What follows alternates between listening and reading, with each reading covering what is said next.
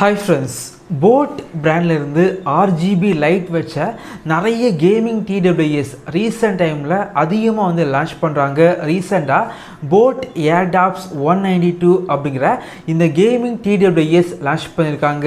இந்த வீடியோவில் இதோட அன்பாக்சிங் மற்றும் முழுமையான விமர்சனம் இந்த வீடியோவில் பார்க்கலாம். வாங்க ஆரம்பிக்கலாம்.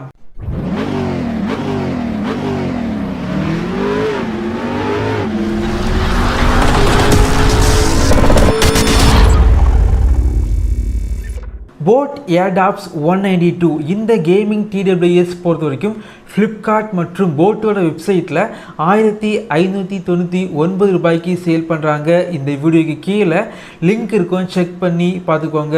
பாக்ஸோட ஃப்ரண்ட் சைடில் இயர்பட்ஸோட ஃபோட்டோ வந்து போட்டிருக்காங்க. முக்கியமான விஷயங்களை ஹைலைட் வந்து பண்ணியிருக்காங்க. பின்னாடி பார்த்தீங்க அப்படின்னா ஸ்பெசிஃபிகேஷன் எல்லாமே போட்டிருக்காங்க.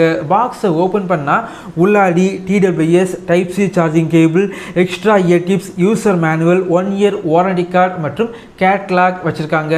இதே பட்ஜெட் செக்மெண்ட்டுக்கு RGB லைட் உள்ள நிறைய TWS boAt வந்து லான்ச் பண்ணாலும் இதோட டிசைன் பார்த்தீங்க அப்படின்னா கொஞ்சம் வித்தியாசமாக பண்ணியிருக்காங்க. லைட்டிங் எஃபெக்ட் எல்லாமே பார்க்குறதுக்கு ரொம்பவே நல்லா இருந்துச்சு அப்படின்னு சொல்லலாம்.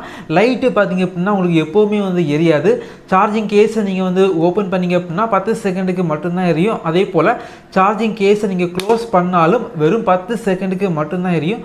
ஸோ பேட்ரி வந்து கண்டிப்பாக வந்து அதிகமாக ட்ரைன் ஆகாது.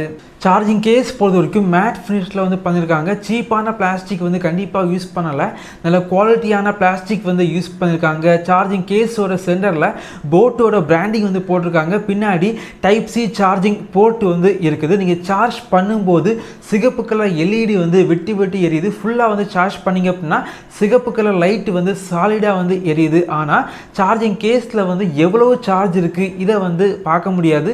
இது ஒரு நெகட்டிவ் அப்படின்னு சொல்லலாம். சார்ஜிங் கேஸில் வந்து 300 mAh கொண்ட பேட்டரி வந்து யூஸ் பண்ணியிருக்காங்க. 1.5 மணிக்கூரில் முழுமையாக வந்து சார்ஜ் வந்து பண்ணிக்கலாம். சார்ஜிங் கேஸ்லேருந்து இயர்பட்ஸ் வந்து வெளியே எடுத்தால் ஆட்டோமேட்டிக்காக இயர்பட்ஸ் வந்து பேர் வந்து ஆகுது.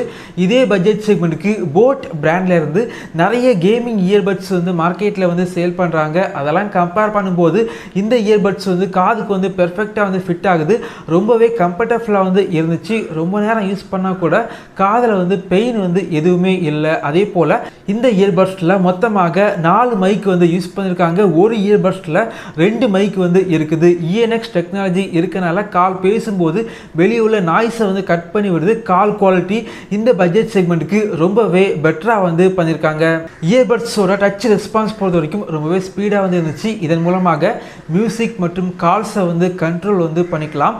ரைட் சைடு உள்ள இயர்பட்ஸை 3 செகண்டுக்கு லாங் டச் பண்ணால் கேமிங் மோட் வந்து ஆக்டிவேட் ஆகுது.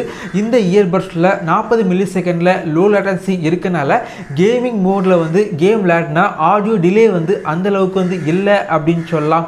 அது மட்டும் இல்லாமல் லெஃப்ட் சைடு உள்ள இயர்பட்ஸை 3 செகண்டுக்கு லாங் டச் பண்ணால் வாய்ஸ் அசிஸ்டன்ட் ஆக்டிவேட் வந்து ஆகுது. பிளேபேக் பொறுத்த வரைக்கும் இயர்பட்ஸில் அதிகமான பிளேபேக் வந்து இருக்குது. நார்மலாக இதே பட்ஜெட் செக்மெண்ட்டுக்கு சேல் பண்ணுற இயர்பட்ஸில் 5 மணிக்கூர் இல்லை 6 மணிக்கூர் பிளேபேக் தான் பெரும்பாலும் இருக்கும். ஆனால் இந்த இயர்பட்ஸில் 10 மணிக்கூர் பிளேபேக் வந்து இருக்குது. ஆனால் சார்ஜிங் கேஸில் பார்த்தீங்க அப்படின்னா எதிர்பார்த்த அளவுக்கு வந்து பிளேபேக் வந்து கிடையாது. சார்ஜிங் கேஸில் வந்து வெறும் 20 மணிக்கூர் பிளேபேக் தான் இருக்குது. சார்ஜிங் கேஸ் மற்றும் இயர்பட்ஸ் ரெண்டுமே சேர்த்தா 30 மணிக்கூர் பிளேபேக் வந்து கிடைக்குது. அவங்க லான்ச் பண்ணியிருக்க இந்த பட்ஜெட் செக்மெண்ட்டுக்கு 50 மணிக்கூர் பிளேபேக் வந்து கொடுத்துருப்பாங்க அப்படின்னா கொஞ்சம் பெட்டராக வந்து இருந்திருக்கும். இந்த இயர்பட்ஸில் லேட்டஸ்ட் ப்ளூடூத் 5.3 வந்து யூஸ் பண்ணியிருக்காங்க. 13 மில்லிமீட்டர் கொண்ட பெரிய டிரைவர் வந்து யூஸ் பண்ணியிருக்காங்க. ஆடியோ எதிர்பார்த்ததை விட கொஞ்சம் பெட்டராக வந்து இருந்துச்சு. பேஸ் பார்த்தீங்க அப்படின்னா நல்ல பேஸ் வந்து இருக்குது. ஆனால் ரொம்ப அதிகமான டீப்பான பேஸ் வந்து இருக்குது. வோக்கல்ஸை வந்து டிஸ்டர்ப் பண்ணாமல் பேஸ் பார்த்தீங்க அப்படின்னா நல்லா என்ஜாய் பண்ணுற அளவுக்கு பேஸ் வந்து இருக்கிறது இந்த இயர்பட்ஸோட ஒரு மிகப்பெரிய அட்வான்டேஜ் அப்படின்னு சொல்லலாம். ரொம்பவே நல்லா இருந்துச்சு.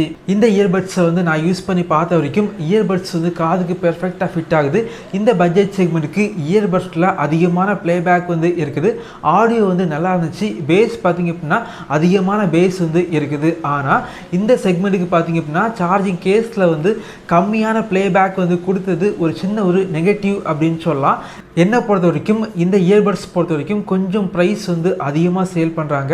1500 ரூபாய் செக்மெண்ட்டுக்கு உள்ளாடி சேல் பண்ணாங்க அப்படின்னா இந்த செக்மெண்ட்டுக்கு இதை வந்து வாங்கிக்கலாம்.